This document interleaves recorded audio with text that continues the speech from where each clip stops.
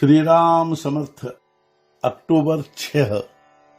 सच्चिदानंद परमात्मा को सगुण के सहारे ही देख पाएंगे। परमात्मा सच्चिदानंद स्वरूप है। यह यद्यपि सत्य है, फिर भी वह स्वरूप सगुण के आधार के सिवाय देख नहीं पाएंगे।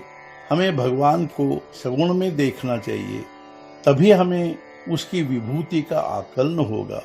इसीलिए समर्थ रामदास स्वामी ने कहा है कि भगवान को निर्गुण में पहचान कर सगुण में रहे। सत्य यह शांत और आनंदमय होना चाहिए। यही भगवान का मूल स्वरूप है। यह समस्त सृष्टि भगवान ने पैदा की है, उसी में वह व्याप्त है, अर्थात समस्त सृष्टि आनंदमय होनी चाहिए। मैं मूल परमात्मा स्वरूप हूँ, उसे हम भूल गए हैं। इसलिए सृष्टि आनंदमय होकर भी हमें वह वैसी दिखाई नहीं देती, यह भ्रम है। आंखों के भीतर यदि देखने की शक्ति नहीं होगी तो बाह्य आंखें होकर भी वह दिखाई नहीं देगा, किंतु भीतर देखने की शक्ति होगी तो वह है, यह बाह्य आंखों के सिवाय समझ में नहीं आएगी। उसी प्रकार सगुण और निर्गुण का संबंध है। सत्य अखंड और शाश्वत है, इसलिए वह शांत है। वह शांत है इसलिए सनातन है। वह शांत और सनातन है इसलिए उसमें संतोष है, क्योंकि अशांत में संतोष असंभव है। इसलिए सत्य परमात्मा स्वरूप है।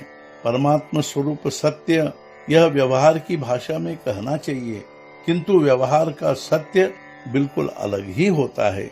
यह सृष्टि भगवान ने पैदा की है, इसलिए उसमें सर्वत्र भगवान का अस्तित्व होना चाहिए। इसका मतलब यह है कि हर एक में भगवान के अस्तित्व का भान करा देने वाला ऐसा एक गुण है। यह गुण है उसकी जीने की अभिलाषा। सबको शांति मिले, यही भगवान का हेतु है। यह शांति परिस्थिति पर निर्भर नहीं है। शांति एकत्व में है, द्वैत में नहीं है। केवल एक ही में जिसका मन लग जाता है, जिसने अपना मन भगवान में लगा दिया है, उसी को शांति का लाभ होता है। फिर उसकी अन्यत्र या बाह्य परिस्थिति कैसी भी हो, प्रपंच का अनुभव कष्टमय है, किंतु भगवान के बारे में जो अनुभव हो वह निश्चय ही आनंदमय होगा।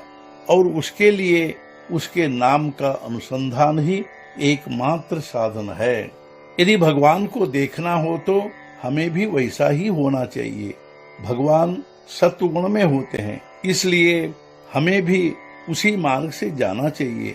बीमार आदमी को 3 बातें करनी पड़ती है: कुपथ्य टालना, पथ्य संभालना और दवाई लेना।